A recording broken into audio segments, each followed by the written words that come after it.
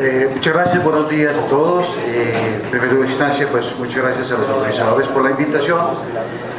Voy a exponer rápidamente lo que es la posición de la Red Justicia Tributaria. Es una organización social conformada por profesionales de distintas disciplinas, pero que nos hemos juntado porque vemos la necesidad de que la sociedad también exprese sus puntos de vista sobre todos estos temas y más estos que tienen que ver con las economías de las familias. La pregunta pues básica es si estamos frente a una reforma estructural y si esa reforma que presentó el Gobierno Nacional es una reforma que pueda llevar a generar mayores niveles de equidad dentro del país. Esta es la agenda, pues, pero arranco rápidamente a comentar.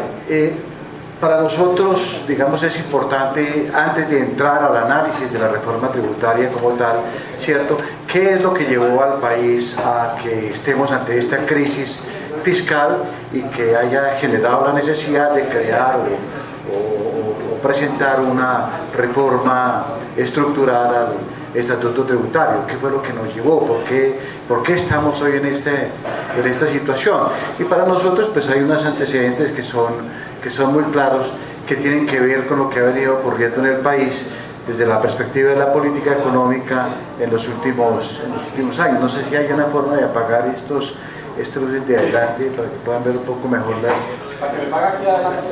gráficas. La otra, para que se vea la luz de la grande.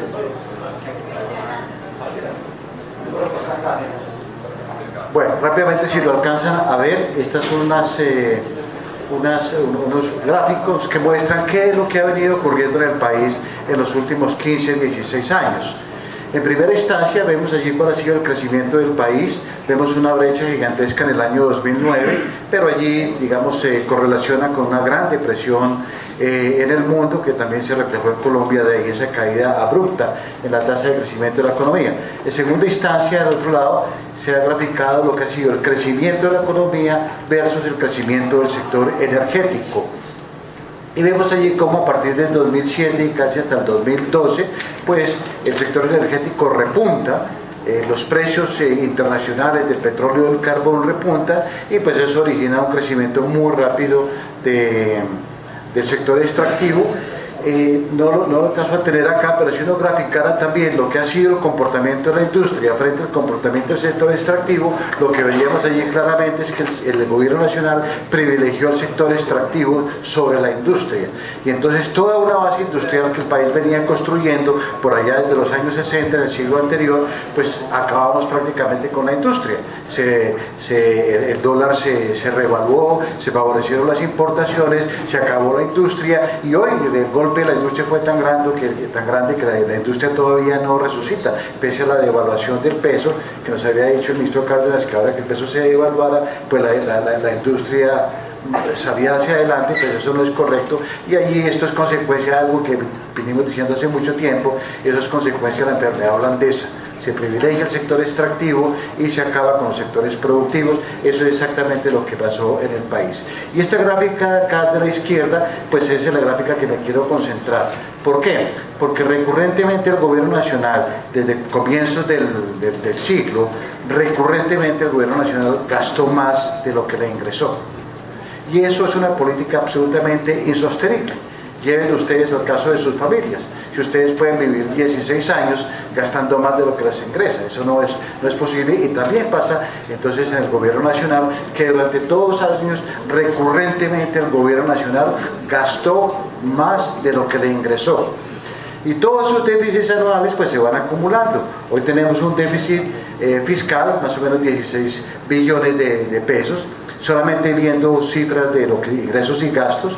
A eso se va acumulando. Tenemos una cifra sin precedentes en la historia del país, un déficit fiscal sin precedentes en la historia del país. Entonces no nos pueden decir hoy que somos responsables nosotros los que hemos pagado impuestos, pero de pronto no hemos pagado lo suficiente para que el gobierno gastara más de lo que le ingresó, sino que aquí hay una responsabilidad del gobierno nacional. Hay una responsabilidad de los últimos gobiernos del 2002 hacia adelante, que gastaron recurrentemente más de lo que le ingresó. Entonces la crisis fiscal hoy, la reforma que se plantea hoy, es simplemente un gobierno o unos gobiernos irresponsables que sale a decir la sociedad civil: oiga, qué pena con ustedes, los tengo que apretar un poquito, pero es que la plata no me alcanza. Eso es en lo que estamos hoy, para ponerlo en plata blanca, poner la discusión del proyecto de reforma en esta perspectiva. Si vemos otras cifras, vemos un país que realmente anda muy mal. Miremos las cifras, y estas son cifras de Banco de la República, no son cifras de la red. Vemos por un lado cómo también en el frente externo, durante todos estos años, el gobierno importó más que lo que exportó, porque por efecto de la revaluación del dólar, pues era mucho más fácil comprar afuera que producir adentro. Entonces de ahí que la barra rojita, que las importaciones, durante todos estos años recurrentemente también importamos más de lo que exportamos, pese a una bonanza de precios que hubo en el sector extractivo, importamos, y eso tiene unas consecuencias, y es también un déficit gigantesco en la cuenta corriente de la balanza de pagos. Hoy debemos más o menos 16.000 millones de dólares, los colombianos le debemos a otros países 16.000 millones de dólares. Entonces vayan ustedes ir sumando 16 billones que tenemos déficit en la balanza fiscal, 16.000 millones de dólares que tenemos un déficit en la balanza comercial, pero lo otro que es peor, nos endeudamos. Entonces fíjense ustedes la irresponsabilidad del manejo de la política. ¿Dónde está la bonanza petrolera? ¿Dónde está tanto que nos hicieron a la daca, que nos estamos viendo ricos, que ahora sí íbamos a vivir todos con casa, carro y beca, como consecuencia del aumento de los precios de los commodities, del petróleo y del carbón? No, nos endeudamos además y nos despilfarramos la bonanza, pero además nos endeudamos. Yo vivo poniendo un ejemplo en todas partes donde voy, que es el siguiente, que me parece que es una forma clara. Lo que hizo el gobierno nacional en estos años fue como la familia esa que se ganó el baloto. De un momento a otro se ganó 60.000 millones de dólares y se los consignaron en la cuenta del señor que compró el baloto. Y ese señor que tiene ahora 60.000 millones de pesos en su cuenta corriente, a mediodía se fue al banco a endeudarse. Eso no es una política racional, eso no es una política que vaya con el sentido común de nadie. Y eso fue lo que nos pasó. Hoy debemos 60.000 millones de dólares por concepto de deuda externa pública. Entonces, suben, queridos compañeros, sumemos déficit fiscal, el déficit cuenta corriente, la balanza de pagos, y sumemos que hoy debemos, también una cifra histórica, nunca habíamos llegado a esos niveles, 60.000 millones de dólares. Entonces la pregunta es, ¿qué país nos están entregando hoy cuando nos piden que nos amarremos un poco los pantalones y aportemos un poquito más, porque todos somos responsables, cuando pues yo por lo menos nunca tuve que ver nada con el manejo del gasto público? Yo no me metí nunca en esos temas de cómo se gastaba, cómo no se gastaba, cuánto se endeudaba. Entonces esto es para decirles que esta reforma tributaria nos llega en el peor momento, no solamente de las personas, sino en el peor momento del país, ¿de acuerdo? Y ahí pues vemos las cifras de las inversiones, de la inversión extranjera. Entonces salen como a echarnos la culpa, ¿no? No es que se cayó la inversión extranjera porque es que los colombianos no dejan hacer minería ni hidrocarburos. Eso es absolutamente falso. El año pasado en la Red Justicia Tributaria hicimos un ejercicio para demostrarle al gobierno que la inversión extranjera no depende ni siquiera de los tributos. La inversión extranjera depende con una muy alta tasa de correlación de los precios internacionales del carbón y el petróleo. Solamente cuando esos precios suben o cuando las empresas ven que el precio del carbón y el petróleo van a subir en el mercado internacional, hacen inversiones, viene nuevamente la inversión extranjera, pero la correlación que hicimos la mandamos al ministerio, obviamente nunca nos ponen cuidado sobre estas cosas, pero le diciéndole al ministro, usted puede tener todos los beneficios, usted puede bajar a cero el impuesto de renta de las multinacionales mineras petroleras en Colombia, no van a venir mientras los precios internacionales estén a los niveles que están actualmente, ¿de acuerdo? Entonces es un poco también para mostrarles cómo se dicen muchas cosas que no se ajustan también a la realidad, y ahí que el debate, como dice el doctor Bonilla, pues ojalá fuera claro y transparente, pero pongámoslo en términos de lo que está pasando en la realidad y no simplemente con discursos mediáticos. Veamos si esta reforma estructural genera equidad.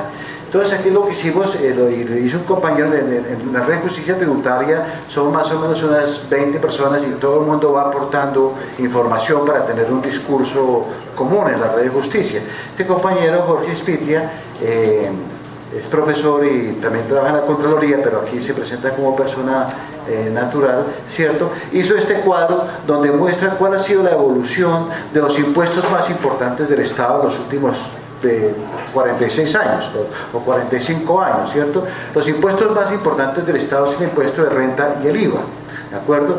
Entonces aquí vemos cómo con el correr de estos años, desde un lapso muy grande de tiempo, lo que nos muestra cómo hay un crecimiento importante, muy importante en los últimos años del impuesto de renta, pero también hay un crecimiento muy importante de los IVAs, el IVA interno, el IVA externo y además ahora el impuesto al consumo. Entonces, si uno lo suma, si uno les ve porcentualmente qué significa, miremos el año 2015. Miremos en primer lugar cómo el impuesto de renta ha venido disminuyendo en importancia dentro de la canasta del gobierno nacional, donde se recaudan todos los impuestos. ¿Cierto? Si en el año 70 el 53% de lo que entraba al Estado venía por concepto de impuesto de renta, hoy apenas es el 33%. ¿Cierto? Mientras que uno suma los IVAs, le da algo así como 24 y 13, 37 más o menos, 38% de los ingresos del Estado provienen del impuesto del valor agregado. Esto para decir dos cosas. En primera instancia, que no es cierto lo que dice el señor Cárdenas en todas las reportajes que saca, donde dice que los impuestos más importantes de este país los pagan las grandes empresas. Eso es falso. Porque aquí con esta cifra, con este cuadro le podemos demostrar que todos los colombianos aportamos al fisco nacional, bien sea por impuesto de renta, bien sea por IVA.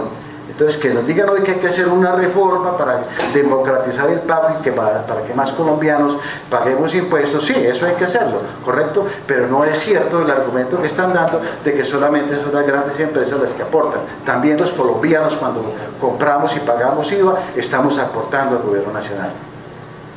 Lo otro muy importante de esto es que en las literaturas tributarias del mundo, pues se reconoce que el impuesto más equitativo es el impuesto de renta, porque allí las personas pagan por lo que tienen, las personas pagan por su capacidad, bien sea patrimonial o de ingresos. Es la tasa, digamos, óptima que genera equidad. Pero aquí, como vemos en estas cifras, lo que hace el gobierno nacional es irle bajando el impuesto de renta, ¿cierto? Y aumentemos el impuesto indirecto, a los impuestos indirectos, que dentro de la literatura universal tributaria se reconoce como un impuesto antitécnico.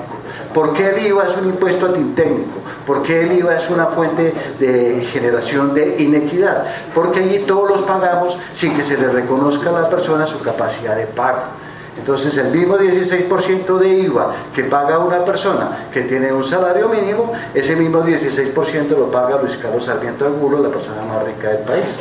¿De acuerdo? Por eso es un impuesto antitécnico. No se reconoce allí la capacidad de pago del contribuyente en este caso. Entonces, lo que vemos ya para terminar este cuadro es que el gobierno nacional ha ido priorizando sobre aquellos impuestos, ¿cierto?, que son antitécnicos, que generan inequidad, que castigan a todo el mundo por igual, frente a un impuesto que genera equidad, que es el impuesto a la renta. Es el impuesto de la gente paga por lo que tiene y por sus ingresos. Bueno, ya mirando muy rápidamente, no me voy a meter mucho en este tema, el doctor Bonilla ya ha hecho algunos adelantos, pero ¿qué significa dentro del contexto que vengo planteando de elevar el IVA del 16 al 19%? Significa simplemente seguir ahondando en la inequidad. Seguir ahondando en la inequidad, poner a todo el mundo a pagar ya no el 16 sino el 19%, repito, eso castiga igual a una persona del salario mínimo como al señor Luis Carlos Sarmiento Angulo.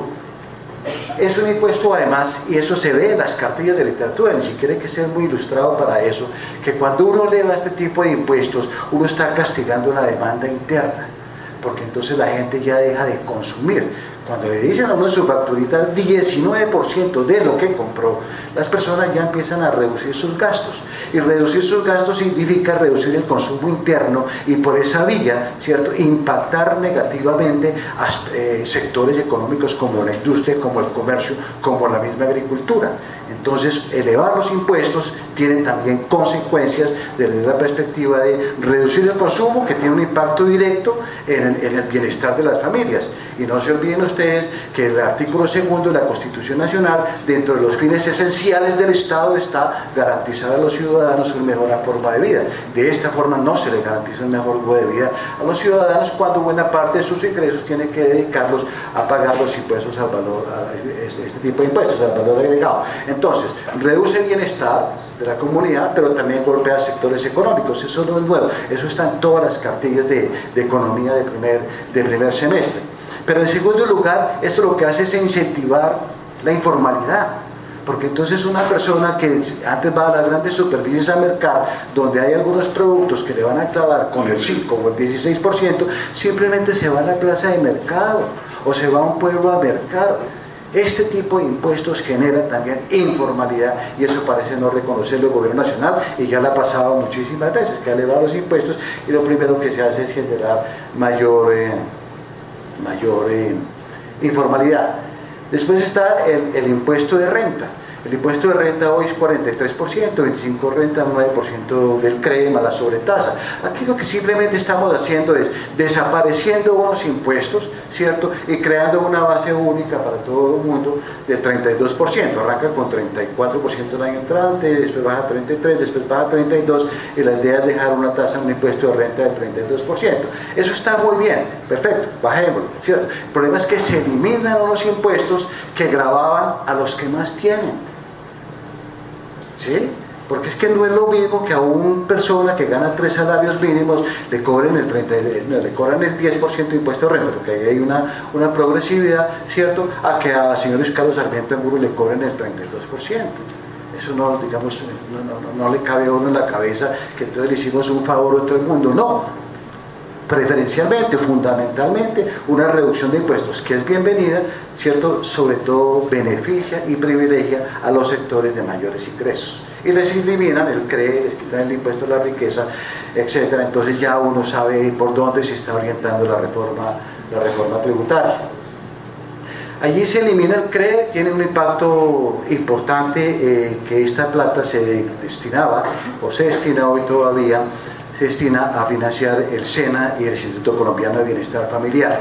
Entonces, fíjense, ustedes miran en el tiempo, porque el gran problema de nosotros es cuando nos sentamos a hacer análisis en un punto. Por eso es importante ver en el tiempo, ¿correcto? Cuando en el 2012 se desmontan los parafiscales, y lo dice el mismo exposición de motivos del gobierno nacional, cada punto del parafiscal equivale a una reducción de los impuestos de los empresarios de 1 billón de pesos. O sea que cuando se desmontan los parafiscales en el 2012, lo que hicimos fue permitir a los empresarios que se ahorraran 13.5 billones de pesos, lo dice la exposición de motivos, para que vayan ustedes sumando y al final del día vemos a quién realmente está beneficiando esta reforma tributaria. Entonces, en el 2012 eliminamos los parafiscales, creamos un impuesto que se llama CRE para financiar SENA y bienestar familiar y otras cosas, pero esos son los más importantes, y ahorita ya dicen, no, ahora vamos a eliminar el CRE. O sea, esos parafiscales que estaban antes, hoy prácticamente se los estamos quitando. ¿Por qué? Porque ahora se van a financiar estas entidades con el presupuesto nacional. Entonces dice la ley, el proyecto, que se va a crear un fondo de destinación específica para el SENA, para el bienestar familiar, y que el Estado garantizará que siempre habrá recursos para estas entidades. El gran problema es que si este problema fiscal avanza y el país tiene que ir a nuevas reducciones presupuestarias, hacer nuevos recortes, obviamente los presupuestos de SENA y bienestar familiar, aún por la vía que el gobierno nacional está tomando, son recursos que no están garantizados. No están garantizados. Lo que teníamos en el 2012, cuando teníamos los parafiscales, a hoy podemos decir que por esa vía de reducciones o recortes presupuestales, así el gobierno nacional se haya garantizado que esa plata, por recursos de destinación específica, se le estarán a estas entidades, con recortes presupuestales no están garantizados. Bueno, se eliminan. Pero el otro gran problema de la reforma tributaria, lo voy a mostrar al final, es que no se tocan los beneficios de fondo. se tocaron algunos. Aquí les voy a traer una listica de los beneficios tributarios hoy de las grandes compañías, ¿cierto? Y miremos el proyecto, no están por ninguna parte, no se tocan, se le ponen límites a las rentas exentas de 104 millones, 140 millones, etcétera, pero los beneficios como tal, que pueden hoy echar mano las empresas, las multinacionales o los muchos recursos, muchas gracias, pues ahí siguen vivitos y coleando. El impuesto a los dividendos, bienvenido. Varias veces el gobierno nacional había hecho esa propuesta y se cayó en el Congreso. De ahí que uno de los riesgos grandes sobre los que quiero alertar es que si bien hoy el gobierno presentó un proyecto que tiene algunas cositas que son importantes, no vamos a tampoco a decir que todo es un desastre, etcétera, y los dividendos me parecen muy buenos como propuesta. La pregunta es si va a salir en el Congreso, porque ya varias veces un Congreso cooptado por grandes intereses particulares ha echado abajo esta misma propuesta, ¿cierto? Entonces hoy estamos muy contentos y el doctor Cárdenas saca pecho de que por fin le pudo dar por 10%, pero no. Una cosa es presentar un proyecto, otra cosa es lo que va a salir al final en el Congreso, y como repito, en el Congreso no tenemos los colombianos ninguna garantía de que estas cosas van a mejorar en favor de la sociedad. Entonces se graba el 10%, que es además un impuesto en términos de recaudo inocuo, porque la reducción de impuestos de las empresas, la reducción de impuestos de las personas jurídicas es más o menos equivalente a la que le van a grabar ahora a los accionistas, ¿de acuerdo? Entonces en términos de recaudo, lo que le quitó a este lo va a poner este, en términos de recaudo, y es más, una persona natural tiene mayores posibilidades de eludir que una persona jurídica en estos temas. O sea, hay más formas de eludir por parte de un accionista, de eludir o de evadir incluso, ¿cierto? Entonces no tenemos plenamente garantía de que ese 10% realmente va a mejorar las finanzas del país, y menos cuando le estamos reduciendo impuestos a las empresas. Entonces, pues bienvenido, vamos a ver, porque en el Congreso a veces se presentan pollos y salen micos, vamos a ver qué pasa con este punto. Nos parece también muy importante el tema de la lucha contra la evasión, pero también se queda muy tímido, se queda muy pobre, solamente cárcel para personas que valen más de 5.000 millones de pesos, y entonces los que van de ahí para abajo no son delincuentes. Yo comulgo con lo que está diciendo. Una responsabilidad de los ciudadanos es pagar impuestos.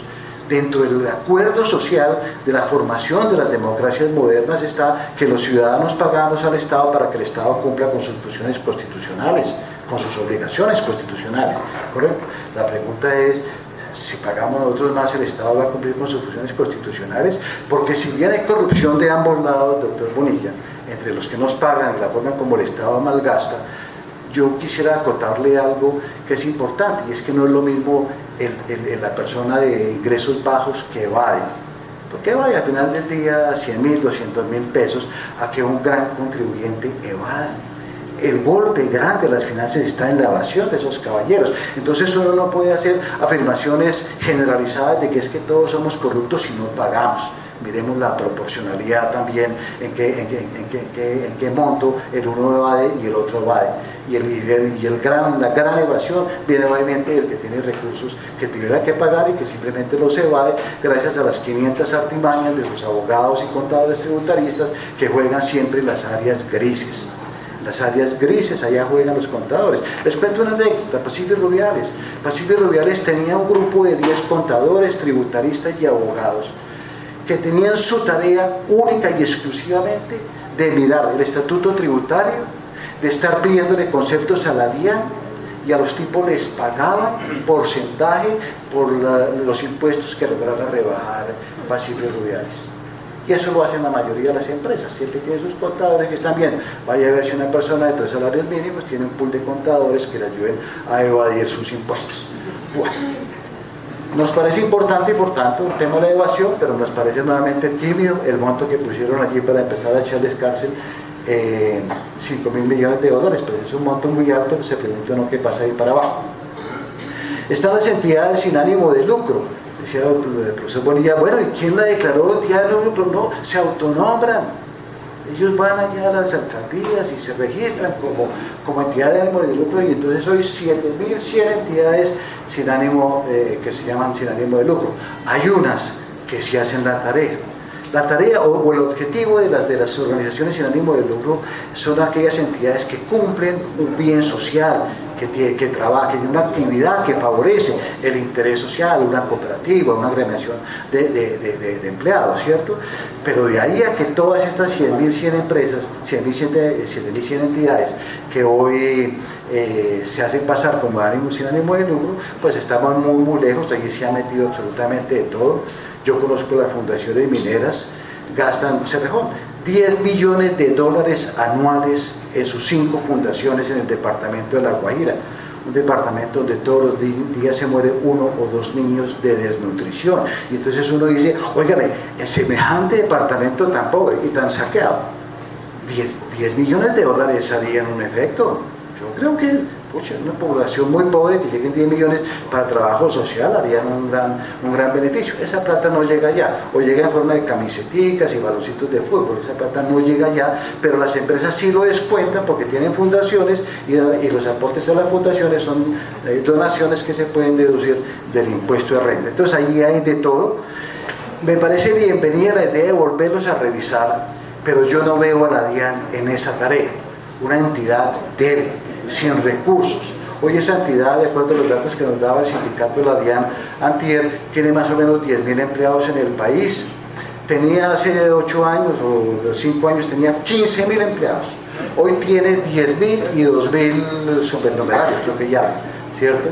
Entonces es una entidad que la ha venido debilitando el mismo gobierno, que no tiene sus recursos, que no tiene la logística, la tecnología para hacer la tarea que el Estado le pide, ¿cierto? Yo no veo a esta entidad débil, ¿cierto? Revisando 7.100 empresas que a partir del 2 de enero van a llegar allá a la DIAN a decirle, por favor, métanme en el régimen especial. No los veo.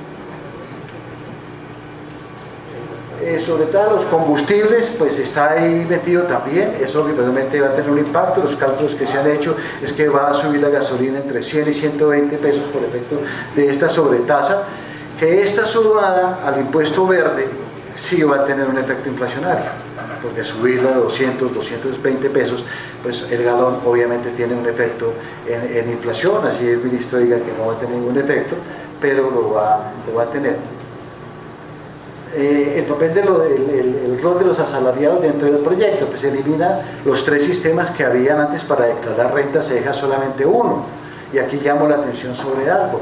En la última reforma tributaria, donde se creó el IMAN y el IMAS, el autor intelectual de eso se llama Juan David Ricardo. Yo soy testigo de la forma como él estudió y presionó para que ese tema se metiera dentro del Estatuto Tributario del 2014, si no estoy mal. Y eso fue un fiasco, es un fiasco, porque se le ocurrió algo que no tiene ninguna razón, y es poner a grabar a la gente por su actividad y no por sus ingresos. Yo no sé de dónde sacó ese caballero estas cosas, y hoy escribe en la revista Dinero como si él no hubiera pasado nunca por la DIAN. De manera que sí me parece un acierto haber eliminado esas formas de el IMAN, el IMAS, y dejar solamente la forma ordinaria de declarar impuestos, que crea menos confusión para todos los colombianos. Allí pues seguimos con una renta exenta del 25%, los asalariados pagamos sobre el 75%, nuestros impuestos se permiten algunas deducciones, ya había comentado el doctor Bonilla sobre eso, hay unos límites para hacer esas deducciones. El tema es que al aumentar el umbral de los que más bajan, de los que menos reciben ingresos, al ampliar el umbral, pues obviamente están metiendo allí, primero, unas familias que deberán declarar, no pagar, pero también están metiendo unas personas que tienen que pagar, ¿de acuerdo? Entonces está ampliando la base, nos están poniendo a pagar a todos, ¿de acuerdo? 10% arrancan, uno dice, bueno, 10% razonable. El problema es que dentro de esos umbrales, que son muy importantes, ¿cierto?, se hacen difusos y se hacen inequitativos por concepto de los beneficios tributarios que se le entregan especialmente a las personas o a las empresas de mayor capacidad de pago y que deberían contribuir mucho más con el fisco nacional, ¿de acuerdo? Entonces puede ser que para una familia que tiene ingresos, 3 salarios mínimos, el 10% no sea mucho, pero para una empresa, una multinacional que recibe miles de millones de dólares por venta de hidrocarburos o ventas de carbón, por efecto de todos los beneficios tributarios, pues es capaz de bajar su tasa efectiva a niveles de entre el 4 y el 8%. en la Contraloría General de la República hace unos 3 años, cuando la directora Sandra Morelli conformó un grupo que estaba liderado por el economista Luis Jorge Garay, y durante 2 años nos le metimos a la minería en Colombia, encontramos que estas empresas mineras no pagan más de entre 4 y 8% de impuesto efectivo. Sacan pecho, viven diciendo por ahí que sin la minería en Colombia no sería un país sostenible, lo que quieran, pero esa es la verdad, el gran abismo entre las tasas nominales y las tasas efectivas de tributación. Y aquí adelante una conclusión: nosotros, la sociedad, los colombianos, no deberíamos admitir debates tributarios sobre la base de impuestos nominales. No dicen absolutamente nada, pero sí sirven para que las empresas nos chantajeen. Entonces las empresas cogen el 34% de impuesto de renta, más el 9% de CRE 33, más 16% de IVA 59, más todos los impuestos departamentales y todos los impuestos municipales. Aquí en Colombia no se puede trabajar, aquí son muy caros los impuestos, y hasta amenazan con que se van a ir. Hombre, que se vayan. Nosotros, yo no tendría ningún problema, el aeropuerto El Dorado funciona 24 horas al día, pero eso no es cierto, eso no es lo que efectivamente pagan estos caballeros, ¿cierto? Y acaba de salir un estudio de la Universidad Nacional con una metodología un poquito distinta, ¿cierto? Más respondiendo a criterios contables, el del profesor Orlando Villabona, la hizo pública el lunes pasado en el Tequendama, donde hicimos un foro tributario, y ahí está diciendo que las empresas, ninguna paga más del 20%.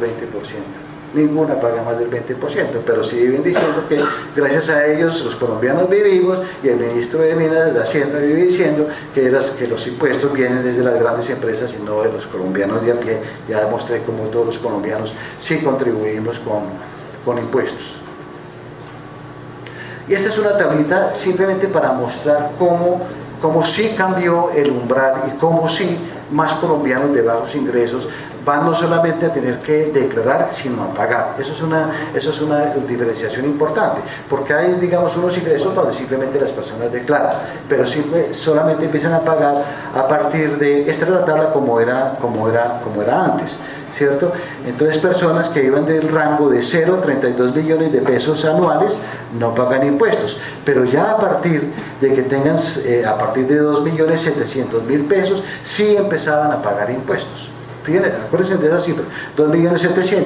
Y miremos ahora la propuesta del gobierno. Ahora la propuesta es que personas que tengan incluso salarios de 1.400.000, restado el 25% exento, empiezan a pagar 10%. Entonces, que nos digan la verdad. Digan la verdad. Hay personas que sí, dentro de ese nuevo umbral, esta es la tabla que está en el proyecto, artículo 4, doctor Bonilla, y la copié exactamente de ahí. Entonces esas personas a partir de 1.400.000 empiezan efectivamente a declarar. Entonces ayer nos dicen, no, solamente empiezan a declarar a partir de 3.400.000, entiendo. Si hacen los dos descuentos, las deducciones, y miran los rangos, los umbrales, esas personas sí arrancarían a pagar 10%. Puede ser, el doctor Bonilla lo discutimos más tarde, pero esa tabla la saqué del artículo 4 del proyecto de reforma tributaria.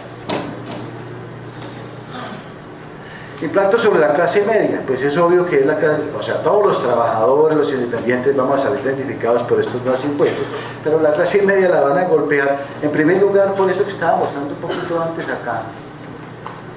Se me perdió. Los nuevos rangos que pusieron,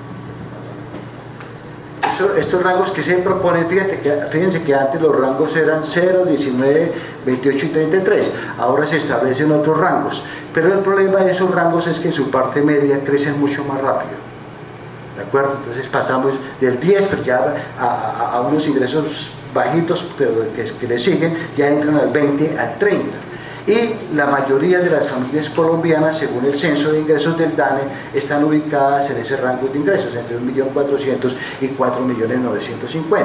Entonces vienen pagando 10% y de pronto la tasa se dispara al 30% y después se suaviza en el 35%. ¿Qué significa eso? Significa que esas personas de ingresos medios altos son las personas más damnificadas de este proyecto. Y arriba, cuando lo suavice, pues los deja todos en 35%. No es una tasa progresiva, ¿cierto? Sino que va a perjudicar preferencialmente a la clase media, mientras que a los ricos, a los de grandes ingresos, por allá arriba van a estar con tasas del 35%, que obviamente no son tasas que vayan a pagar, de manera que ahí los golpea mucho más duro. Aquí hay otro tema que también los va a golpear, es la gente que más busca computadores, que más busca internet, que más lee revistas, etcétera. Todas esas van a salir grabadas ahora en el nuevo proyecto. Otros impuestos que yo no digo que estén mal, la verdad, digamos como persona, ya no haciendo parte de la red, pero a mí sí me parece correcto que estas bebidas que están generando problemas de salud, pues simplemente con un concepto que hay, que son los impuestos pigovianos. El impuesto pigoviano es basado en una razón que dice que el que la hace la paga, más o menos, ¿cierto? El que provoca el daño paga, ¿cierto? Entonces, perfecto. Entonces, si por bebidas endulzantes estamos generando problemas de salud, pues simplemente que esos señores productores de bebidas endulzantes hagan aportes también al régimen de salud. Pero eso no es equitativo, porque entonces uno podría decir, óigame, ¿por qué las empresas mineras y petroleras que generan daños ambientales no les aplican el mismo principio? Si hacen el daño, paguen, ¿cierto? Pero bueno, se lo aplicaron aquí solamente a salud, a los cigarrillos. Está el impuesto verde por emisiones de CO2, que es un impuesto, digamos, en el camino correcto, pero es un impuesto oportunista. Se lo encontraron, ¿de acuerdo? Porque no hay una política en el país definida de sustitución de combustibles. No hay una política para trabajar o para mejorar en el tema de tecnologías limpias, no la hay. Y entonces simplemente se les aparece el impuesto ahí y lo ponen. Se lo ponen a la gasolina, a los combustibles fósiles, excepto el carbón de exportación, ¿cierto? Pero bueno, yo creo que ya es época, eso nos pone a pensar un poco que debemos trabajar y el gobierno debería tener mucho más recursos orientados a eso, a la política de sustitución de los recursos fósiles por tecnologías limpias. Inversiones en fuentes alternativas. Entonces fíjense que apoyando lo anterior, es el gobierno nacional dejando en manos de las empresas el desarrollo de las tecnologías limpias. Entonces, si las empresas hacen inversiones en tecnologías limpias, las empresas pueden descontar esos gastos de sus impuestos, ¿de acuerdo? Entonces no hay una obligación estatal que le diga, oigan, invertamos en esto, sino que esa tarea se la están dejando a las empresas privadas. El monotributo, pues hombre, sí, la informalidad es tan grande en el país que hay sectores que no están tributando, eso es cierto. En Ecuador se aprobó hace 5 años, porque esto no es una idea del gobierno nacional, esto es una recomendación del Banco Mundial. En Ecuador hace unos 5 años se estableció un impuesto simplificado, se llama ya. ¿Y qué ha pasado hoy? Que la mayoría de las personas monotributan. No solamente los pequeños industriales, también otros de mayores ingresos, porque es muy fácil monotributar. Pagar 40.000 pesos, 80.000 pesos mensuales, está muy bien, ¿cierto? Entonces ahora todos los comerciantes pequeños y medianos se volvieron monotributaristas. Ese es el riesgo de este tributo en el país. Este tributo, como está mencionado, no conocemos el formulario, pero no va a generar mayor información, que eso es una de las necesidades de la autoridad tributaria, tener mayor información sobre las actividades económicas de las personas que contribuyen, ¿cierto? Esto no va a generar, simplemente la persona declara el mes o el bimestre que declara cuánto pagó impuestos, se acabó, pero ahí la autoridad tributaria no va a tener más impuestos. Se graba con 5% la vivienda nueva. Bueno, dejaron la vivienda social por fuera, afortunadamente. Hay otras medidas que son buenas, pero que son tibias. El fortalecimiento de la DIAN. Si ustedes miran todos los estatutos tributarios hacia atrás, siempre se van a encontrar con la misma norma. Hay que fortalecer la DIAN, hay que fortalecer la autoridad tributaria, y siempre nos quedamos ahí, y al final del día siempre les están dando menos plata para que puedan cumplir sus funciones. Nos parece bienvenida la factura electrónica. El que compra paga.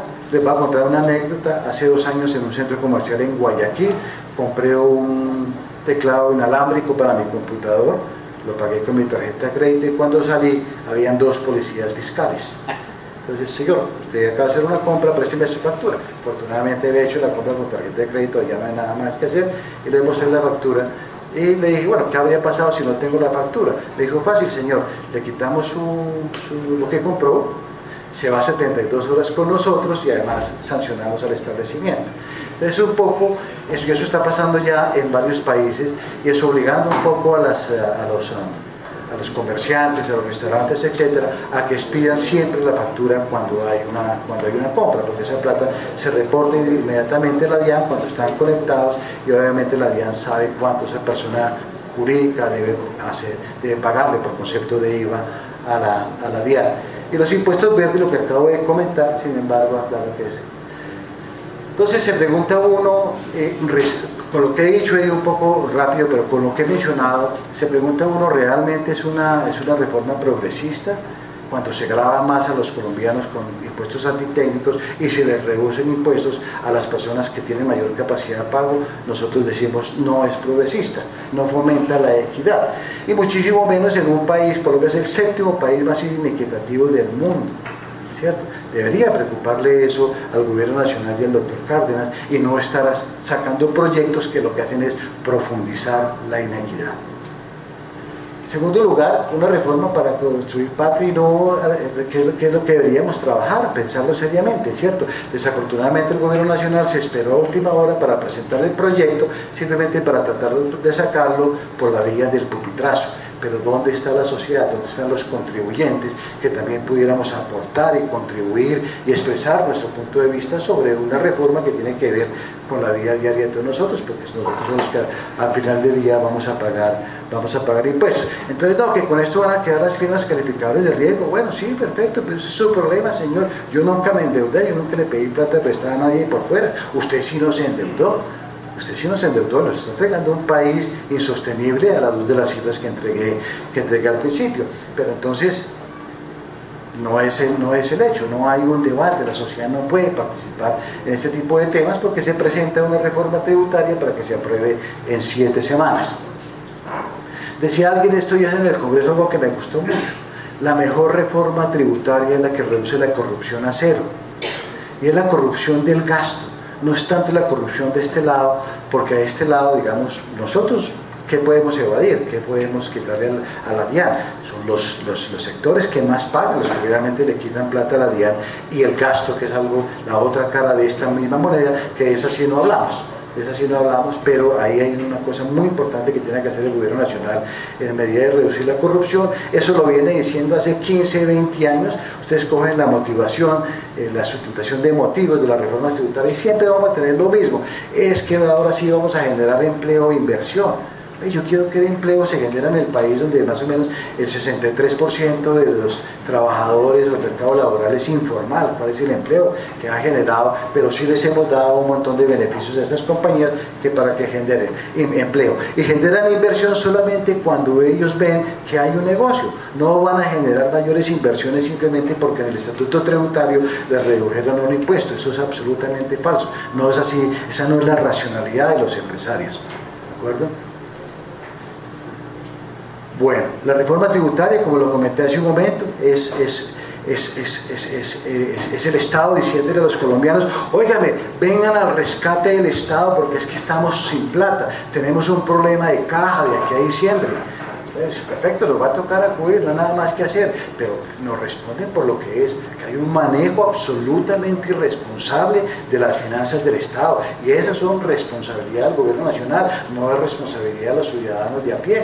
Entonces nos van a clavar, ¿cierto?, para pagar los platos rotos. Este domingo, ¿qué pasó? Hay una columna muy buena de Eduardo Sarmiento en El Espectador, si la memoria no me engaña, donde el tipo dice: esto es una reforma tributaria fiscalista. Olvídense ustedes que esto es para generar equidad. Es fiscalista, es para cobrar más impuestos porque el gobierno nacional tiene un problema grave de caja. ¿de acuerdo? Pero en últimas esto lo que se va a hacer, lo que se va a utilizar en los recursos es para reconformar el mismo modelo económico en beneficio de unos sectores particulares. Entonces teníamos un modelo que funcionaba por la industria extractiva, hoy que ya no hay industria extractiva, que no genera esos recursos, entonces repensemos ese modelo, obviamente vamos a favorecer a los mismos, ¿cierto? Pero a costa del bolsillo de todos los colombianos. Los dividendos, 10%, perfecto, lo decía hace un momento, qué bueno que los empiecen a grabar, pero si uno se va a la literatura tributaria, a leer toda la teoría tributaria que hay, uno dice, todos los ingresos de las personas naturales pagan impuestos, sean salarios, honorarios, rentas de capital, dividendos, arriendos, lo que sea, todo lo deben pagar. Entonces uno no entiende aquí cómo a nosotros nos van a clavar un impuesto de renta del 34% por los que ganamos, mientras que al accionista, que es el rico del paseo, le van a clavar solamente el 10%. Ahí hay un tema de inequidad gigantesco. Pero ya salieron los periodistas, yo creo que no hay, no sé si han visto a Yamiyama en estos días, cuando entrevista a Mauricio Cárdenas, el CMI, ¿no? Entonces lo primero que le pregunta, ministro, ¿cómo es posible que usted acepte la doble tributación? Y después lo entrevista en El Tiempo, le saca un reportaje de una página y le vuelve a decir lo mismo, ministro, ¿cómo se va a aprobar la doble tributación? A mí me pensaba preguntarle a Yamil, oiga, ¿usted pregunta como empresario o como periodista? Porque es distinto. Ahora, si vamos al tema de la doble tributación, vamos.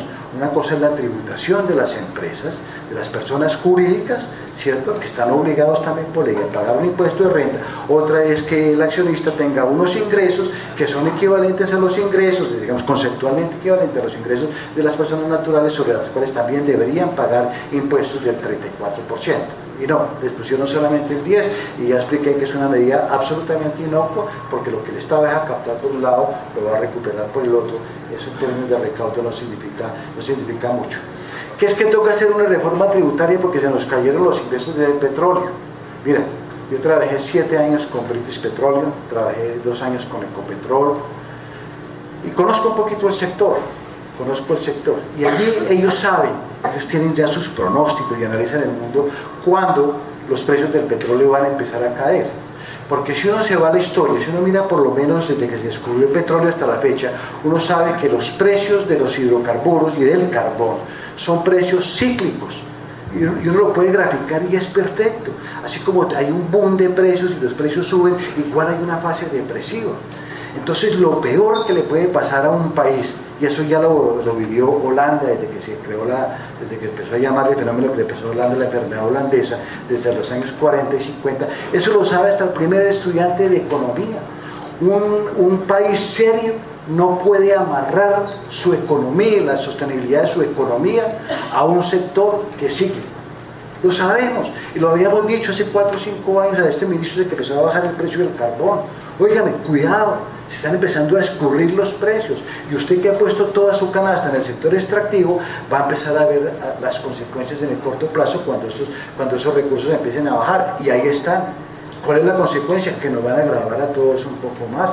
Esa es la consecuencia, pero eso es un manejo responsable del gobierno nacional, eso lo sabe todo el mundo. Y entonces hay países que son petroleros pero no están en estas crisis. ¿Por qué? Porque son países que han creado fondos de estabilización y hacen lo que se conoce también, que lo sabe cualquier persona, que es que hay que ahorrar en las épocas de bonanza para gastar en las épocas de vacas flacas.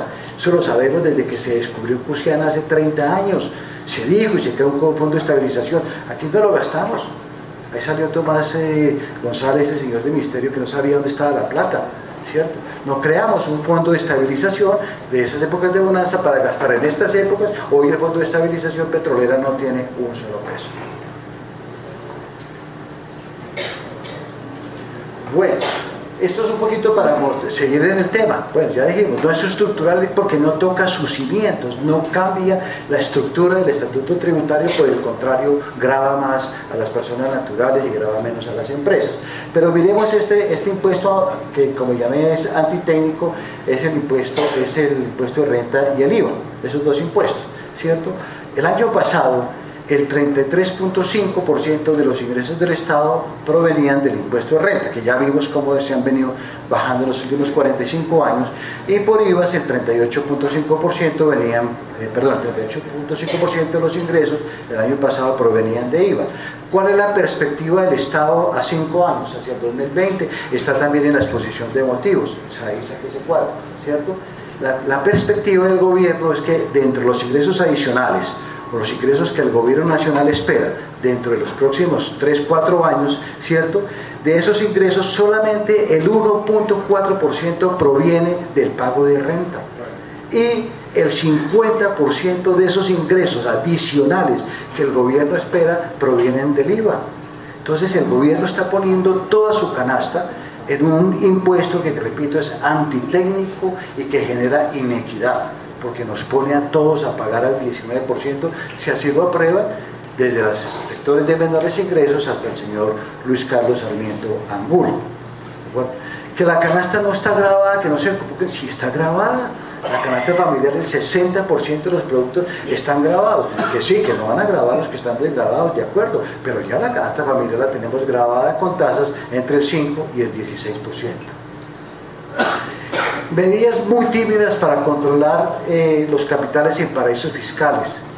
Los paraísos fiscales están mal llamados, en mi concepto se deberían llamar cloacas fiscales. Porque allí en esos paraísos fiscales, Panamá, a mí no me da vergüenza, no me da miedo decir, los panameños tienen una cloaca fiscal, igual que el de Bahamas, el de Antigua, el de Luxemburgo, el estado de Delaware en Estados Unidos, Escocia, por ejemplo, son cloacas fiscales. ¿Por qué? Porque allí, si bien llegan capitales que son bien habidos dentro de los países, que están reportados dentro de sus declaraciones de renta, que pagan impuestos en sus países donde hicieron la renta, también ahí en los paraísos fiscales hay recursos de trata de blancas, tráfico de armas, narcotráfico, dictadores que sacaron sus países, incluso presidentes que saquearon sus países. Ahí está el presidente de Argentina con un poco de plata en paraísos fiscales, periodistas de mucho renombre dentro de mi país tienen plática ahí en paraísos fiscales, ¿cierto? ¿Qué es lo que pasa? Que como no se reportan en el país, están evadiendo. Y estos son evasores de los más duros. Se estima que los colombianos tienen en paraísos fiscales unos 60.000 millones de dólares. Vaya casualidad, el mismo monto de nuestra deuda externa pública. Pero bueno, algunos de ellos son empresas, digo, correctamente han sacado sus dineros, otros no. Por ejemplo, el 34% de la inversión extranjera que llega al país proviene de paraísos fiscales. Vaya uno a saber si es plata bien habida o capitales mal habidos, de muy dudosa procedencia. Sin embargo, aquí nos ponemos bravos porque la inversión se está cayendo, ¿cierto? Entonces, y no hay medidas, ¿cierto?, contundentes para sancionar a estos caballeros. El gobierno nacional ha dado 2 oportunidades, ha sacado 2 amnistías para que la persona que tiene plata en paraísos fiscales los traigan y paguen unos impuestos mínimos y los legalicen nuevamente en Colombia. Eso no ha funcionado. Las cifras que han sacado es que la gente no ha traído la plata, mantiene esa plata por fuera en paraísos fiscales. Los hijos del expresidente Uribe, entre otras cosas, tienen su plática en paraísos fiscales también, ¿cierto? Y no hay medidas. La única medida que dice el Estatuto Tributario es que se va a trabajar en los convenios de información electrónica y automática, es decir, que cuando hay una inversión en otro país de un nacional, ese país le reporta inmediatamente al nuestro, ¿de acuerdo? Pero aparte de eso no hay nada, no todos los países han firmado esos convenios, Panamá no ha querido firmarlo, por ejemplo, ¿cierto? Y seguimos a las curas. Los países desarrollados sí están muy preocupados con los paraísos fiscales. Los paraísos fiscales son los hijos bastardos de la globalización. Se les creció el enano a la globalización y entonces ahora hay un montón de empresas simplemente que no tienen territorialidad. Nadie sabe dónde están basados, ¿cierto? ¿Dónde pagan sus impuestos? No pagan impuestos, están establecidos en paraísos fiscales y esa información pues obviamente no se la entregan a sus países. Ahí están la mayoría de empresas de Facebook y Google y todas esas empresas. En Luxemburgo estaban en Inglaterra, pero Inglaterra anunció unas medidas duras contra personas que tuvieran empresas en paraísos fiscales y ahora todas se trastearon a Luxemburgo para no pagar impuestos. Ellos sí están tomando medidas. Aquí no se están tomando medidas, y las medidas que hay en la exposición de motivos o en el proyecto de ley son absolutamente inocuas, eso no va a servir para absolutamente nada. Ecuador, por ejemplo, Ecuador hace 2 semanas lanzaron una idea que era expropiémoslos.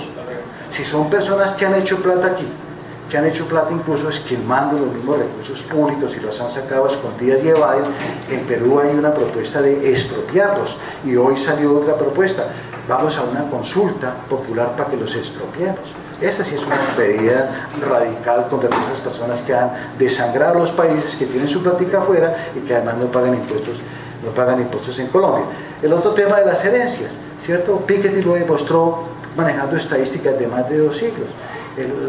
La peor forma de buscar sociedades desequilibradas, inequitativas, es cuando las herencias se suceden como en Colombia. Simplemente el señor Luis Carlos Sarmiento Angulo se muere, le deja la plata a los hijos y ahí siguen. En Japón, ¿cierto? El 55% de las herencias está grabado. Entonces muere el rico de Japón y el hijo no hereda toda la plata, hereda solamente el 45% porque lo demás se le va a impuestos. Muchos países tienen impuestos a las herencias, en Colombia no los tenemos y repito, esta es una fuente generadora de inequidad, incluso podría ser de las más graves, con una trascendencia histórica casi de 2 siglos, como lo demostró Piketty. Y los impuestos territoriales, lamentamos muchísimo que el estatuto tributario, el proyecto, no le haya metido mano más dura, porque ahí hay un tema también muy grave. Las entidades territoriales podrían, si hacen las actualizaciones catastrales correspondientes y los consejos mejoran las tasas que tienen hoy de pago de predial, específicamente o especialmente temas rurales, ahí podrían tener una fuente gigantesca de ingresos, monumental, pero no han dejado ni los terratenientes, y ahora también hay la oposición de las nuevas personas que tienen grandes proyectos agroindustriales en la Amazonía colombiana. Se están oponiendo férreamente a que haya una actualización catastral y a que haya una revisión de las tarifas que deben hacerlo los consejos municipales. Entonces hay simplemente departamentos y municipios donde este ingreso no es significativo, teniendo un potencial gigantesco de recursos ahí, solamente porque se oponen los actores no se puede. Por ejemplo, en el departamento del Cesar, la compañía Drummond es dueña de 3 municipios, ¿cierto? Y el impuesto predial que paga estos caballeros la asimilan a como si fuera un simple campo de labores agrícolas, ¿cierto? Entonces tiene una de las tasas más bajas y sin embargo tienen ahí 3 municipios, Prodeco 2,5, Guajira también 2 municipios y medio. Entonces allí sí lamentamos que no haya habido una mano más fuerte, que el proyecto haya sido más duro, quizás de pronto respondiendo a propuestas que se hicieron en la comisión para endurecer este impuesto y por esa vía generar impuestos e ingresos importantes para las entidades territoriales. Metámonos aquí un poquito en el tema que yo manejo.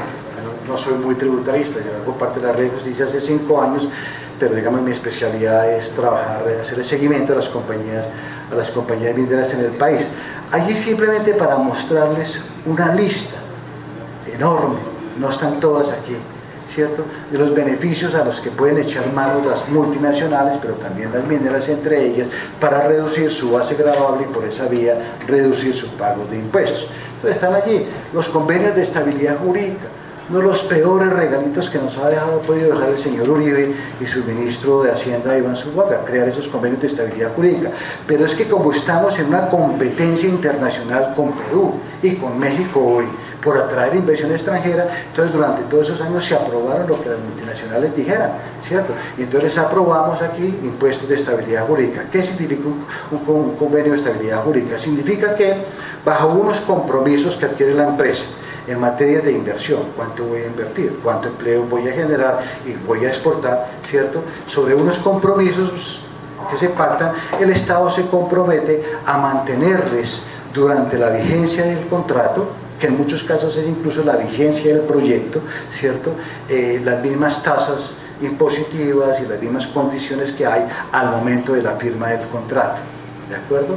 Entonces eso lo hizo lo hizo en primera instancia por recomendación del Banco Mundial, lo hizo Perú desde principios de la década pasada, después lo hizo Colombia y hoy hay más o menos unas 110 empresas que tienen convenios de estabilidad jurídica.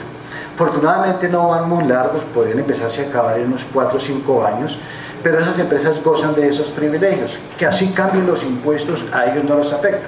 Pero esto tiene una cosa gravísima, doctor Bonilla, para que lo tenga usted en su cabeza. Esos convenios de estabilidad jurídica tienen una cosita por allá abajito que dice que las empresas podrán hacer uso del principio de favorabilidad. ¿Qué significa eso?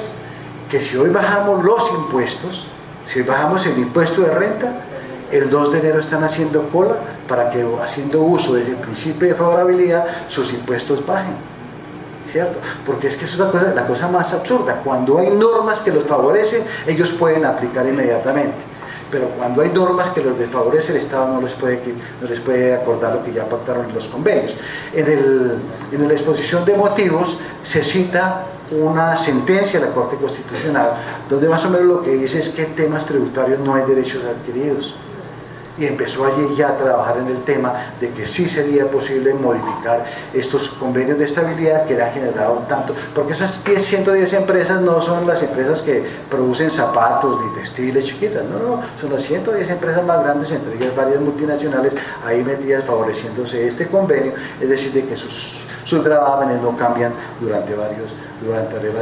Y hay muchos más ahí, hay otros que se han eliminado, afortunadamente vienen de la época del señor Uribe y los eliminó Santos en la primera reforma tributaria, esta deducción de las regalías. No sé si ustedes saben, queridos amigos, que en el año 2005, en ausencia del titular del área jurídica de la DIAN, pusieron un encargado y el señor firmó un conceptico que dice lo siguiente, que las regalías que pagan las compañías por minas o por petróleos son costos y que como costos los pueden deducir de sus impuestos.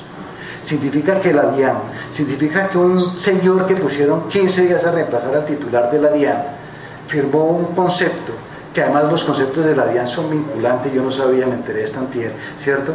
Que esos conceptos son vinculantes, que reformó el artículo 360 de la Constitución Nacional, que claramente expresa que los recursos naturales no renovables son propiedad del Estado y que cuando se exploten pagarán una regalía al Estado, ¿cierto? Entonces se reformó, ahora son costos y todas las empresas los deducen, todas, ahí lo tengo, deducción de la regalía de los impuestos. ¿Qué significa eso? Que al final del día se llevan nuestros recursos a cero precio regalía.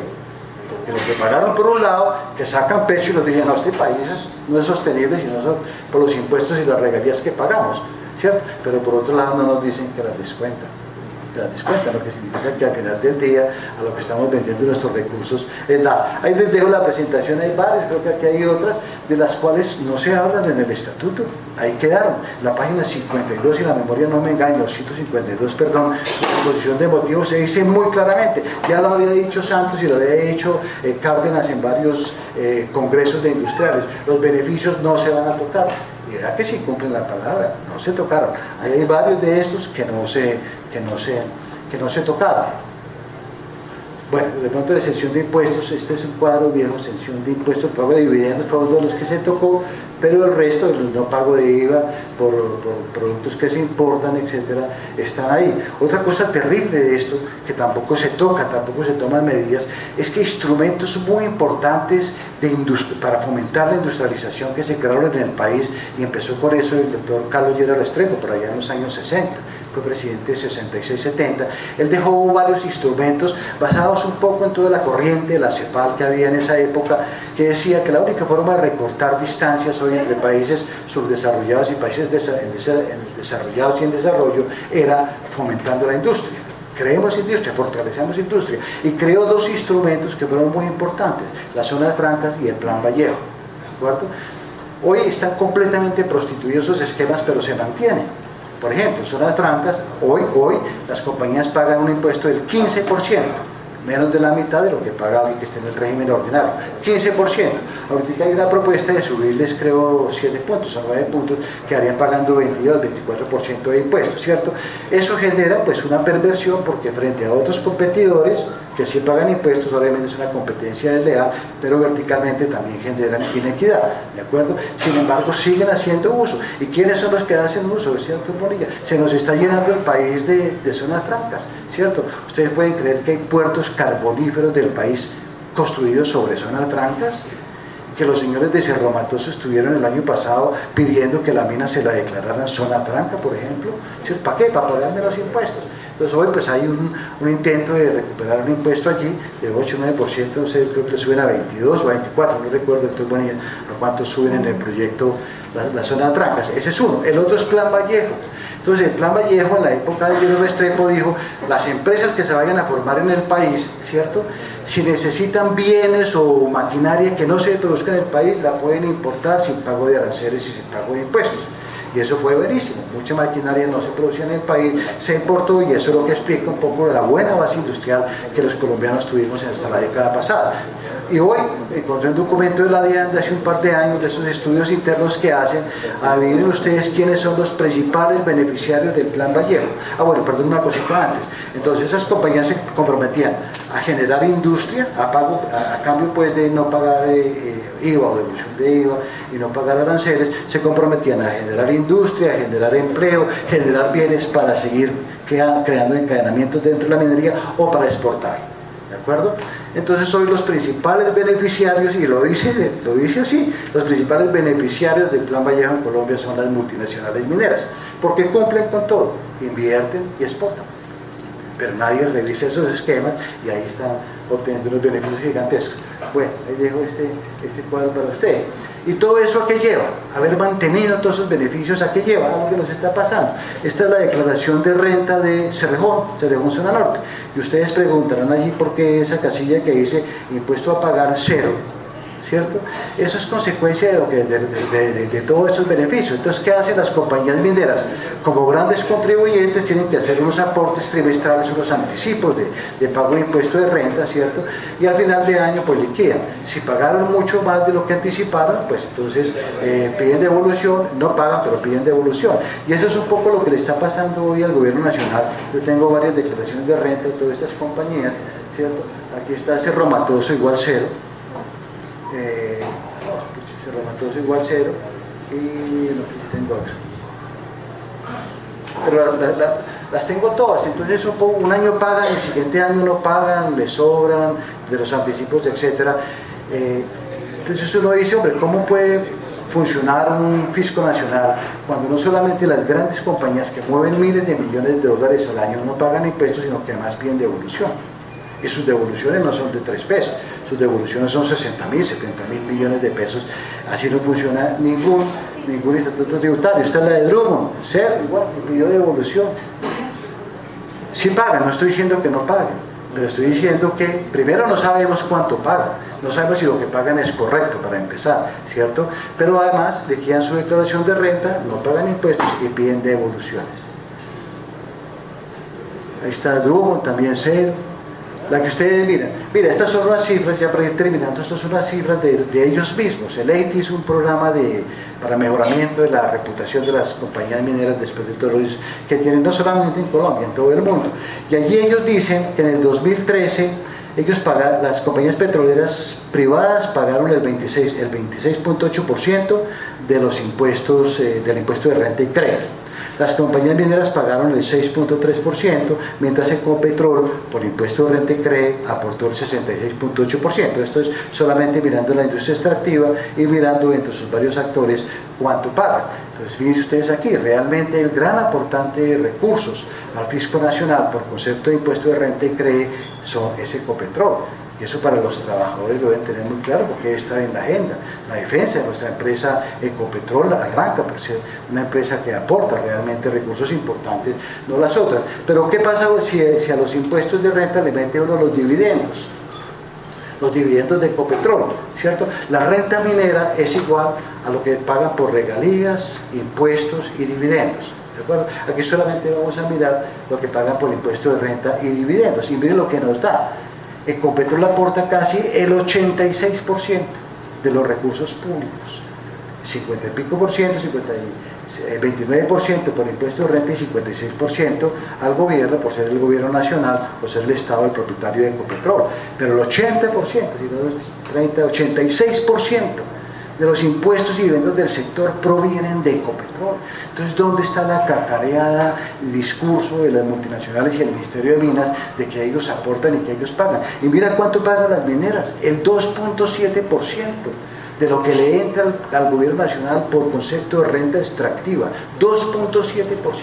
Y sin embargo viven pidiendo más beneficios, pidiendo más tributos y hoy además insultan a la Corte Constitucional porque ha sacado unas sentencias que le ponen límite a un código de minas inconstitucional como lo ha demostrado la Corte Constitucional en sus últimas 5 sentencias.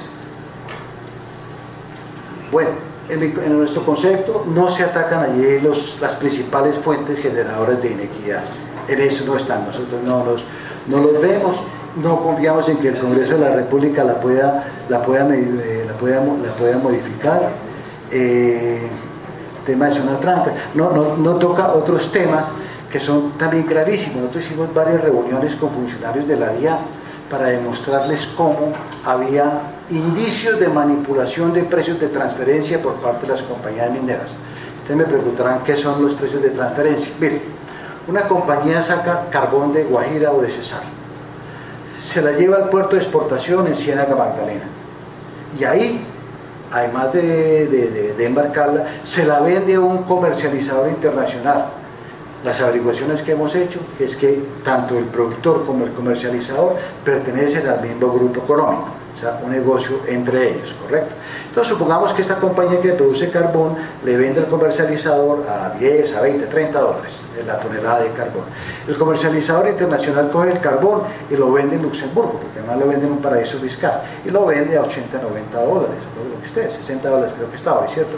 ¿Dónde queda la diferencia entre los 20 que pagó aquí, que dice la compañía minera que exportó, y los 60 dólares por tonelada que lo vendieron al consumidor final? 40 dólares, ¿dónde quedaron? Quedaron en paraísos fiscales. Las comercializadoras internacionales de las compañías mineras están establecidas en paraísos fiscales donde no tenemos ningún acceso a ninguna información. Entonces, el primer gran golpe a las finanzas públicas del Estado se da a través de la manipulación de los precios de transferencia.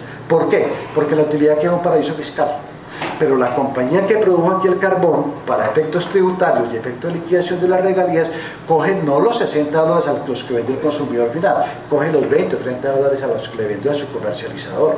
Eso infringe las normas del comercio internacional, infringe normas de la Organización Mundial del Comercio, que es el que promulga la sana competencia, los precios de competencia, etc. Eso no se cumple en Colombia. Entonces uno dice, oigan, si es tan fácil decirle a estos señores, oiga, cumplan con lo que dice la Organización Mundial del Comercio, a mí me reporta impuestos y me reporta regalías a precio del consumidor final. Vaya un poco más allá, lo que hace Chile. Oiga, déjenme ver sus facturas al consumidor final, a mí no me tumba. Las empresas mineras tumbaron a Chile por lo menos 20 años manipulando precios de transferencia, hasta que el Estado se dio cuenta que tiene una empresa estatal que se llama Codelco, que también maneja cobre, que conoce el mercado y conoce los costos. Y basado en esa información que le proveyó Codelco al Estado, el Estado hoy le hace las declaraciones de renta a las multinacionales mineras. No lo volvieron a tumbar. Pero aquí donde sería tan sencillo como decirle, óigame, primero, cumple con las normas de la Organización Mundial del Comercio. No las estamos inventando nosotros. Primero, que dice que todos los impuestos deben ser liquidados a precios al consumidor final. Y en segundo lugar, hagan las declaraciones de renta. Los precios son públicos. Si las compañías no quieren dar sus facturas, no las quieren entregar, porque hay una reserva de información, listo, vámonos a las bolsas internacionales y ahí podemos saber a cómo pudieron estar vendiendo carbón. Pero no nos pueden decir que venden carbón al precio que le venden a un intermediario o a un comercializador internacional. En fin, todo esto para llegar a esta conclusión. Lamentablemente no vemos, hay algunas cosas muy interesantes de la comisión. Nos encantaba el impuesto único a los empresarios, porque eliminaba buena parte de los, si no todas, pero sí buena parte de los beneficios que habían ahí. Lamentablemente eso no se aprobó, porque obviamente es una reforma tributaria hecha para favorecer a los que más tienen recursos y que más deberían aportar. Muchas gracias.